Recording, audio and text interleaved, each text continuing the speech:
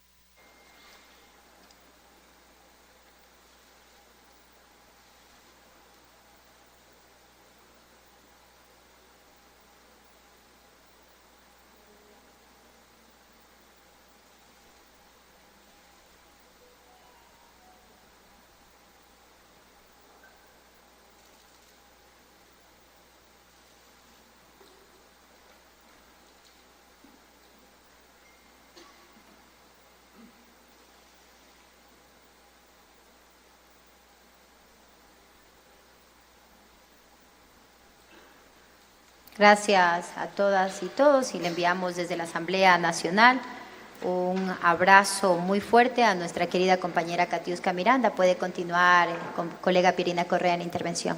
Gracias, señora Presidenta. Por favor, solicito que disponga que a través de Secretaría se ponga en pantalla una presentación PowerPoint que he preparado para acompañarme en la presentación del informe que tuvimos a cargo por decisión del Pleno de la Asamblea Nacional, que ustedes han recibido y que, pues, como todos estarán al tanto, voy a hacerlo muy resumido en la parte más importante y pertinente.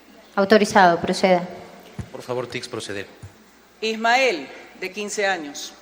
Josué, de 14. Saúl, 15 años. Steven, 11 años. Un niño y 4 adolescentes. No eran cifras, tenían rostros, eran seres humanos.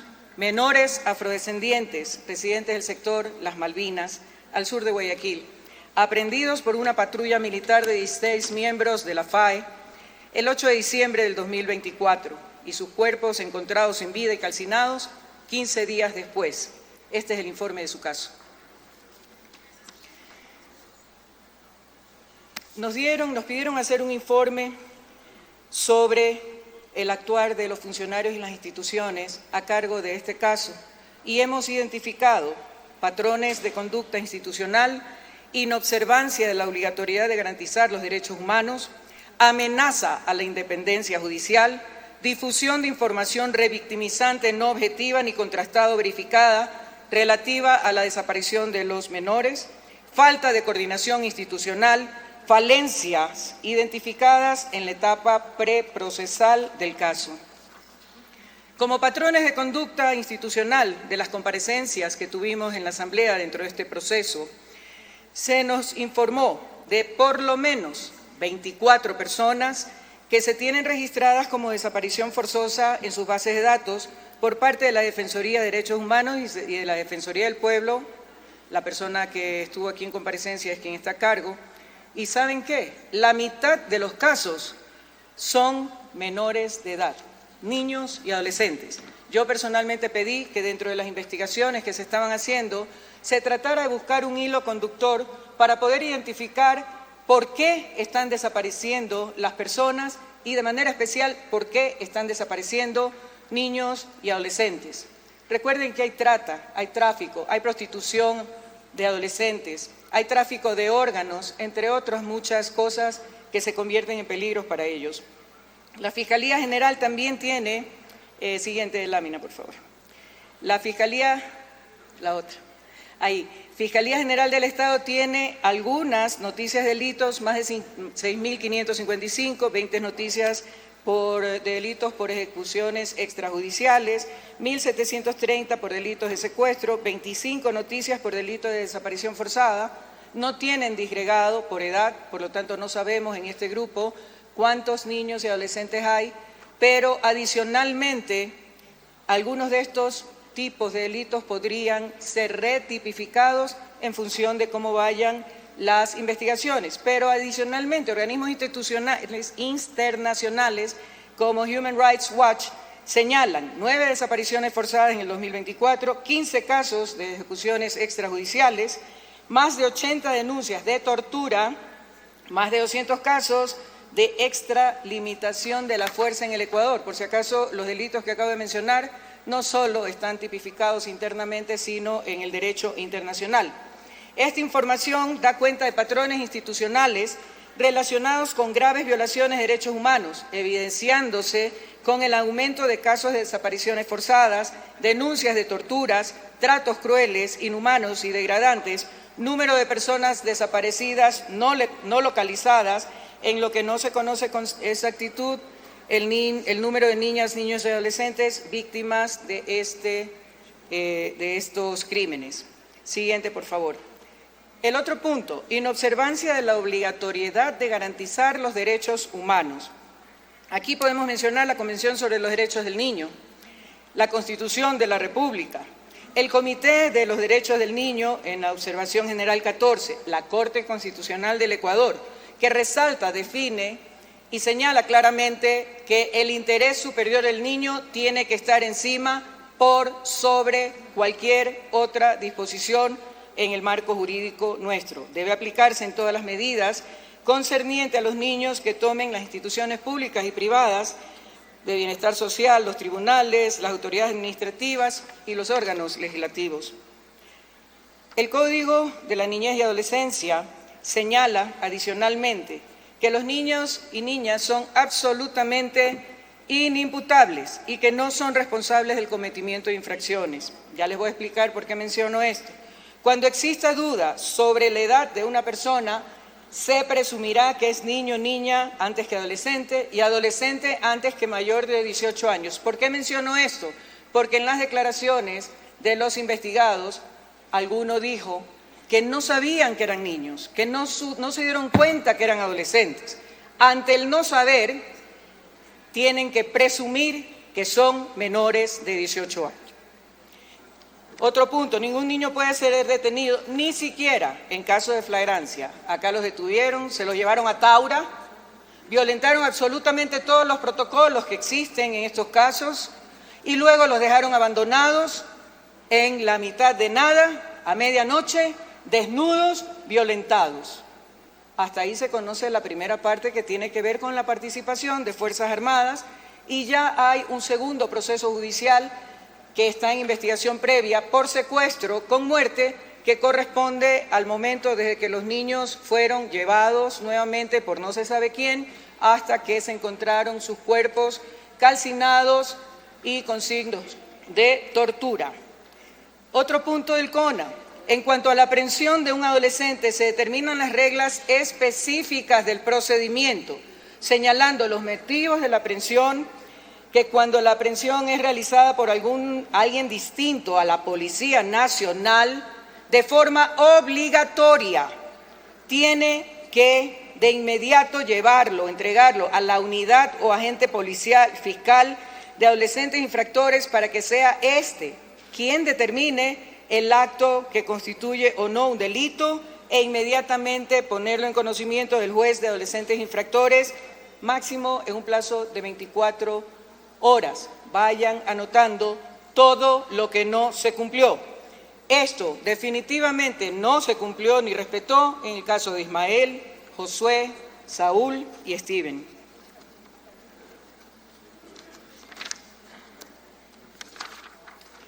La inobservancia de esta normativa, ¿qué ocasionó? Ocasionó la desaparición forzada y posterior asesinato de los 4 menores aprehendidos. Esto pudo ser prevenido y evitado si la patrulla militar hubiese conocido y respetado los protocolos para proteger y garantizar el derecho a la vida y a la integridad de los niños. Conforme a lo dispuesto en el artículo 10, literal P de la Ley Orgánica de Defensa Nacional, es obligación y responsabilidad del Ministro de Defensa Nacional garantizar el respeto a los derechos humanos por parte de los miembros de las Fuerzas Armadas en el cumplimiento de su deber, con mayor razón cuando existe un decreto que declara la situación de guerra interna. Ahora, para observar el cumplimiento de dicha obligación, la comisión le preguntó al ministro qué capacitaciones habían hecho, cuántas, a quiénes, cuál era la planificación. Todas las respuestas recibidas fueron evasivas e incompletas. Por tanto, los procedimientos, derechos constitucionales, actuaciones legales, la observación del cometimiento de un delito, el interés superior del niño, la doctrina de protección de niños, niñas y adolescentes, no fueron informadas, la patrulla desconocía, y esa es responsabilidad del Ministro de Defensa Nacional. Las insuficientes respuestas generan dudas y muy serias sobre el conocimiento que tiene el personal de Fuerzas Armadas para asegurar el respeto a los derechos humanos conforme a la Ley Orgánica de Defensa Nacional. Y esto configura claramente el incumplimiento de lo determinado en el artículo 10, literal P, de la Ley Orgánica de Defensa Nacional por parte del ministro Giancarlo Lofredo. En el caso que se nos convoca, también se planteó por parte de la familia, acompañada de los representantes de derechos humanos, un pedido de habeas corpus.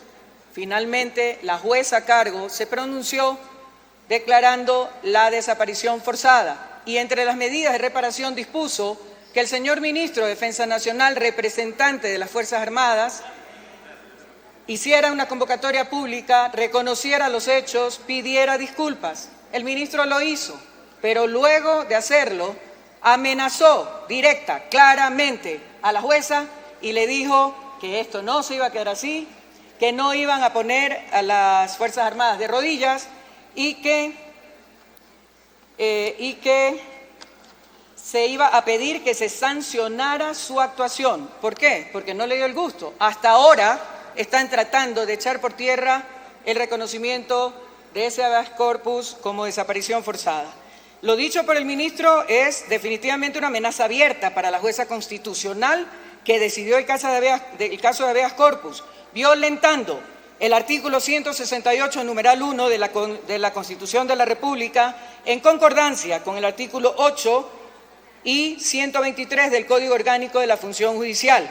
Este criterio lo comparte la Comisión Interamericana de Derechos Humanos, que el 22 de enero de este año condenó la desaparición y posterior asesinato e incineración de un niño y 3 adolescentes afrodescendientes en Ecuador y señaló que, textualmente, reconoce la decisión de la jueza que concedió el habeas corpus como una medida destinada a la búsqueda urgente de los desaparecidos, razón por la cual expresa su preocupación por las declaraciones del ministro de Defensa que pueden amenazar la independencia judicial e inhibir la labor de defensa de derechos humanos en el país en un contexto de clamor social de justicia y no repetición de los hechos. Revictimización de menores. La Constitución de la República reconoce y garantiza a las personas el derecho al honor y al buen nombre. Artículo 66. El CONA señala que los niños, niñas y adolescentes tienen derecho a que se respete su dignidad, autoestima, honra, reputación e imagen propia. El pasado 24 de diciembre, en el programa radial Así Amaneció, el ministro Lofredo hizo unas declaraciones en las que señalaba que los menores habían sido detenidos en delitos flagrantes y que estas declaraciones generaron una conmoción social a todo nivel, estaban atentando contra la integridad y la honra de menores de edad, pero aparte en redes sociales se desató toda una criminalización de estos niños, lo que añadía a las víctimas secundarias, sus familiares, más dolor al hecho ya de la desaparición propiamente dicha, cuando es el Estado, a través de sus funcionarios e instituciones, quienes tienen la obligación de garantizar la protección del pleno ejercicio de sus derechos. Estas declaraciones han seguido repitiéndose a pesar de que fueron ya desmentidas rotundamente por el fiscal que tiene a cargo el caso. Otro de los factores descubiertos por la Comisión, falta de coordinación interinstitucional. Existe un comité directivo del órgano de gobierno que aglutina y es presidido por Fiscalía, Ministerio del Interior, Ministerio de Defensa, entre otras instituciones. ¿Y qué pasa? Ninguno se ponía de acuerdo en implementar o no, o cómo hacerlo, la ley que trata sobre la desaparición de personas aprobada en diciembre de 2019, porque esa ley habla de desaparición voluntaria e involuntaria y no expresa taxativamente la de desaparición forzada.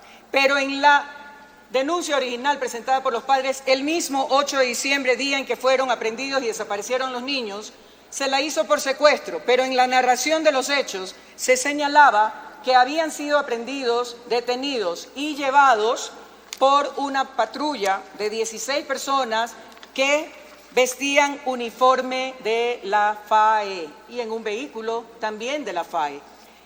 Sí, hay grupos de delincuencia organizada que utilizan uniformes militares o policiales en el cometimiento de sus delitos, pero bastaba que hubiera la posibilidad de que fueran funcionarios del gobierno, como efectivamente lo han sido, para que se tuviera en consideración la desaparición forzosa como delito tipificado.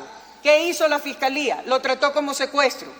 Y el 22 de diciembre, 14 días después, lo empezó a tratar y retipificó el delito como desaparición forzada. 14 días después. Es conocido nacional e internacionalmente que el tiempo es vital en la reacción y en la toma de decisiones en los casos de secuestros y desapariciones, más allá del tipo que sea. 14 días. Después de las 48 horas, por cada día que se pasa, equivale a 10 días que se pierden en cuanto a la posibilidad de encontrar a la víctima y, peor aún, de encontrarla con vida. Hoy y nunca sabremos si, de haber tomado otra actitud y haber arrancado con los protocolos, considerando la posibilidad de desaparición forzada, hubiera cambiado la realidad de los niños. No lo sabremos y no lo sabremos nunca. Falencias identificadas en la etapa preprocesal. El 8 de diciembre, día de la aprehensión, se presentó una denuncia por secuestro, es lo que les estaba diciendo. Aplicaron los protocolos como secuestro y 14 días después cambiaron. Y el 24, la jueza se pronunció respecto del habeas corpus. Miren ustedes cómo se han ido dando las cosas. Algo preocupante. Dentro del proceso, primero, hoy, por desaparición forzada, ha sido suspendida y reprogramada varias veces la reconstrucción de los hechos como parte de las acciones que tiene la Fiscalía para saber qué pasó, cómo pasó, dónde pasó, quiénes actuaron. Y no estoy hablando del segundo proceso que está en investigación previa. Todo esto pudo evitarse, puede prevenirse y puede, como les digo, evitarse en tiempo presente si las Fuerzas Armadas son debidamente capacitadas y la policía también en derechos humanos, en qué dice la Convención de los Derechos Humanos, el Comité de los Niños, la misma Constitución de la República, la misma Ley de Defensa Nacional. Desconocimiento. El desconocimiento pasa una factura alta porque hoy tenemos a un niño de 11 años y a 3 adolescentes de 15 y 14 como cadáveres. Y el dolor inigualable de sus familias. ¿Qué proponemos? Ya el señor secretario ha leído las recomendaciones y conclusiones y creo que son muy claras. Así es que, a través de la moción, que también ha sido ingresada debidamente, en mi calidad de presidente de la Comisión de Niñez y Adolescencia, en virtud de lo expuesto, y una vez que el señor secretario ha dado lectura a las conclusiones y recomendaciones del presente informe, mociono aprobar el proyecto de resolución presentado en el proceso de fiscalización realizado por la Comisión Especializada Permanente de Protección Integral a Niños, Niñas y Adolescentes respecto del caso de conmoción nacional sobre la desaparición forzada de 4 menores de edad en el sector de las Malvinas al sur de Guayaquil. Gracias, señores asambleístas, gracias, señora Presidente, por permitirme sustentar este informe y espero contar con el apoyo unánime de todos quienes hacemos Asamblea Nacional por la importancia y la trascendencia, para que haya justicia, para que haya reparación y, sobre todo, para que no haya repetición. Hoy les tocó a ellos, nos puede pasar a cualquiera de nosotros en cualquier momento en el estado de inseguridad nacional en el que vivimos día a día. Muchísimas gracias. Tiene la palabra la